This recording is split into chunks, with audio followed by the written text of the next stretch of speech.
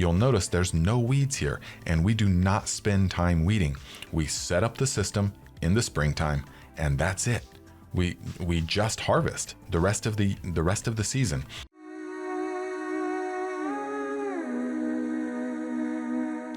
Okay, my friends, here it is, the first video in over 7 months. Now, I'm gonna tell you where I've been and why, and then I'm gonna show you what I've been working on instead. You're gonna absolutely love it. So, I'm gonna be straightforward with you guys. Last year, I got really burnt out on making the YouTube content because YouTube is really great for entertainment and for learning small little bits of things here and there, but it's actually really poor for learning complex topics in a cohesive and concise manner, because the creators, us, are literally paid only to keep you watching, not to teach you the maximum amount of useful information in the most clear and concise way possible. So for that purpose, I was feeling YouTube was lacking. I was like, man, I'm not really able to teach like I want to. And so for that reason, I have developed a course. I have distilled my lifetime of knowledge and experience and packaged it into the essence, which is the Viking Growing System course. And it will take you guys along a step-by-step journey, taking you from wherever you are at now, total beginner or even master gardener. It will take you along the journey to becoming an elite level grower. All the good stuff is in there. Everything you need to know, it will show you all of it. Now, just because I wasn't making content does not mean I wasn't doing anything. We built the dream garden. We built several dream gardens and had an absolute amazing year last year. So what I want to do in this video is I'm going to give you guys one module from the course, module 1.4, which is the garden tour. I wanted to show you guys what you can expect with implementing the Viking growing system. But guys, I want to hear from you. How long have you been watching the channel? What have you implemented from here in your own garden? And what kind of things do you want to learn and understand going forward? What kind of content would you like to see this season, especially of the system? So what you're going to see now is if you signed up for the course and you clicked module 1.4, here is exactly what you would see. The link to the course is in the description if you want to learn more.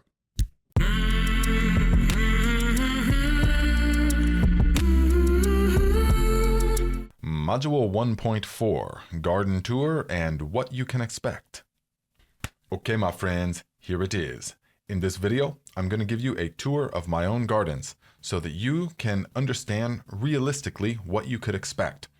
As you go about the tour, notice how healthy and vibrant the plants are and how very little, actually no weed pressure at all. This is all by design, okay? Because we have developed the system, finally, that gives you the maximum food for the least amount of work input while staying 100% organic and producing the most delicious plants that can be had anywhere. Okay, so this is my backyard last fall, and we did the one-time initial till, as you will learn about in the course. This is paramount because then after that you will implement your system to look like this. This is the very following summer, and you can see that my urban backyard here is bursting with life. Now here we have our basil bed. We have 5 different kinds of culinary basil: cinnamon basil, lime basil, Thai basil, Genovese types. And we cook with this all the time. Now it's late summer, so we're letting it go to seed now, but we've been eating on this all summer long. Now right behind that is going to be some of our peppers.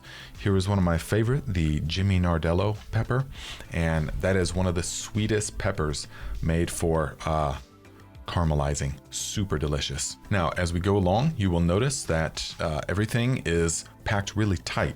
And we're not having a bunch of wasted space, and we're not having a bunch of space that weeds can come up. And so here we have our parsley. We love some parsley. Juice the parsley, make it with all different kinds of meals. Here we have our giant mustard greens, which we love to eat raw. Blows your sinuses out in such a good way. It's delicious.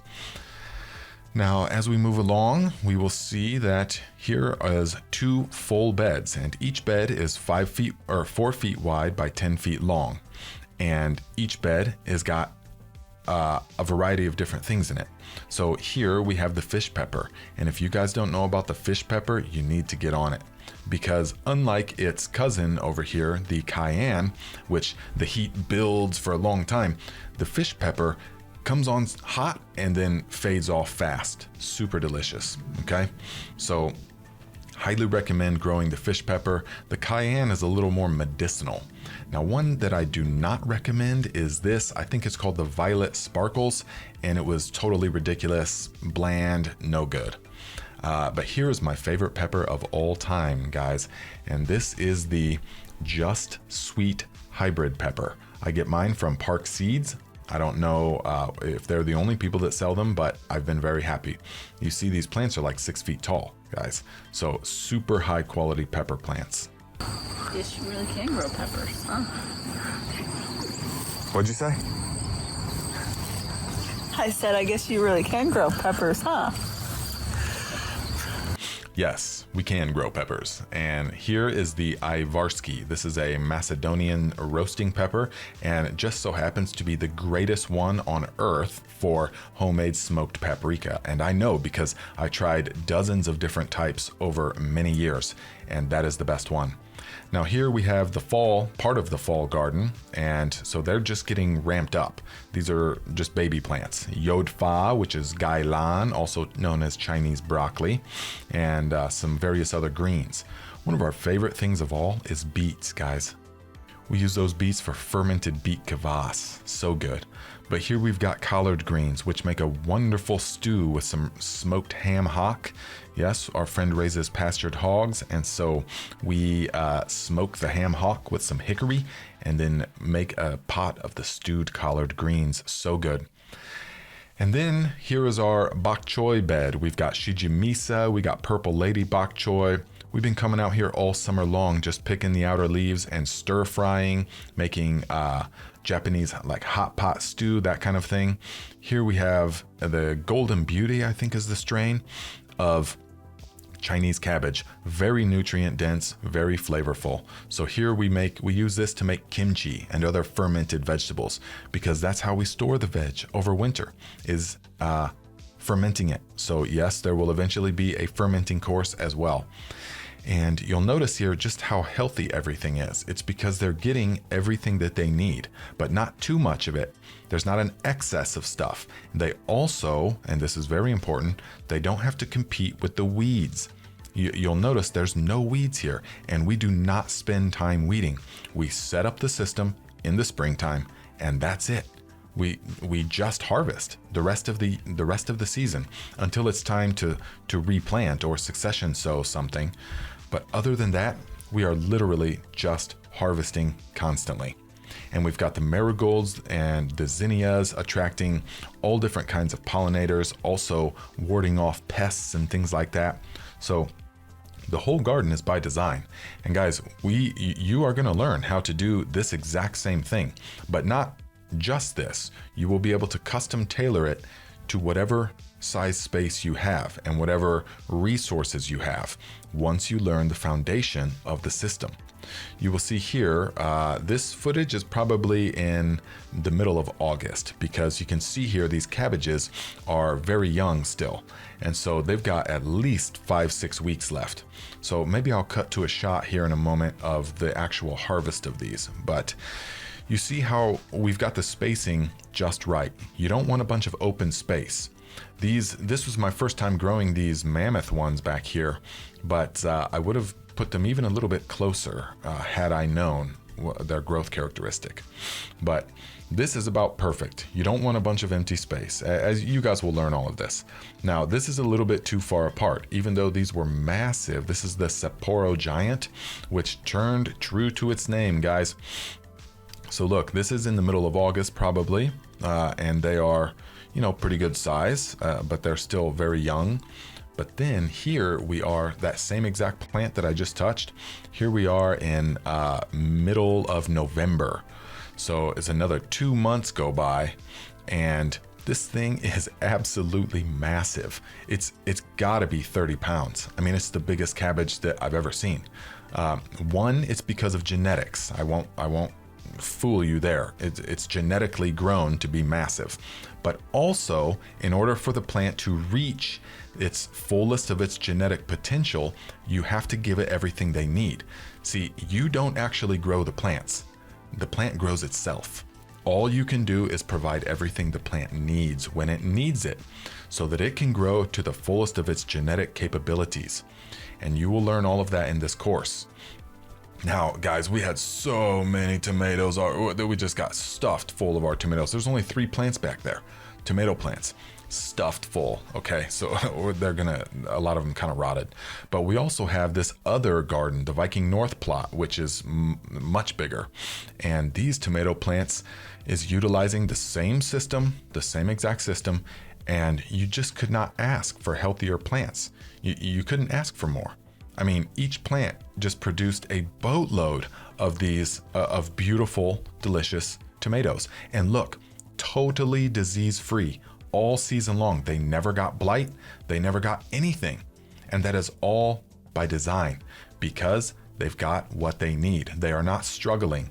They've got the right balance of nutrients. They've got the right setup. They're not combating weeds. Very important. Most people do not give nearly enough credence to that. And so for that reason, we harvest boatloads of produce and we don't do anything. We don't do anything to that. And so here we are at another plot at the Viking North, where we've set up our watermelon plot. These are the Alibaba watermelons, and then these are our paste tomatoes. So these are the Romas, classic Romas, guys. You just can't get any better. I mean, in my mind. And so here is our, we got some corn, we got some different melons going on, we got sweet potatoes, we got tomatoes, we got peppers, and no weeds, guys. There's no weeds in any of this. Now here we have our pole beans. Okay, so here we've got rattlesnake pole beans, we've got the Appalachia greasy grit beans, and purple hull pink eyes. So delicious. Now here I just want to show you guys, here I am, which this is taken straight from the rest of the course, the ultimate soil mixture for pots or bags or whatever it is. And so I'll show you guys exactly how to do that. And then I'll show you the reasoning behind why we plant things like this. Now here I'm pointing to the turmeric, and then beside me is 3 pots of ginger. Now here we are several months later, and look at that turmeric, guys. It's because the plants got everything they need. Super big, luscious, delicious. And remember, we're in zone 5/6, northern Indiana. Okay, these are straight up tropical plants. All right, these are not fringe plants, straight up tropical and very, very hungry. And so you can see that they are bursting out of the bag. And this stuff is going to produce such flavor and such succulent, tender ginger.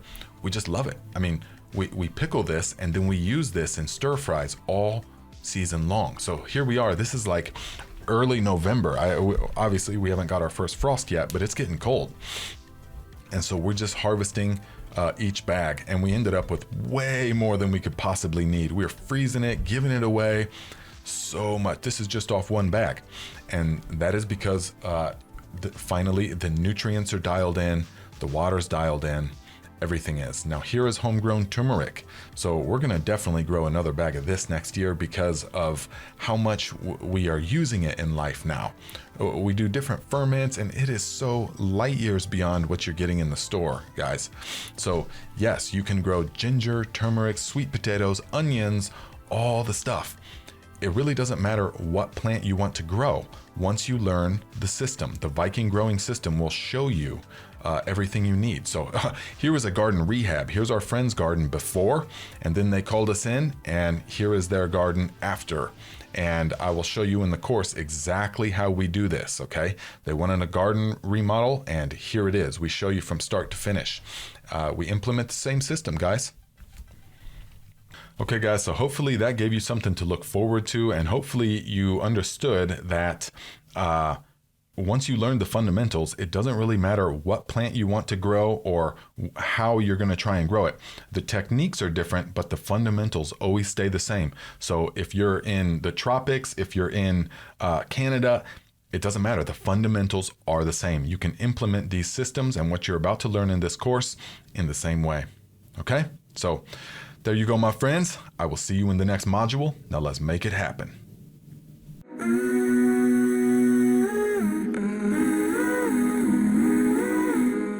So there you go, my friends. Hopefully you found some inspiration from that. Now, if you want to learn the full system, the link is in the description. You will get lifetime access to all the modules, including future updated modules, and you will get lifetime access to the Viking tribe, which is the private community where I will be in there every day answering whatever questions you guys have. Now, at the same time, don't worry, this channel is not going to become an infomercial for the course. I still want to make useful content for you guys, so I need to hear from you. What do you want to know? All right, so we're going to be back making content every week, and I will see you guys every Saturday at 12 noon Eastern time for the live Q&A.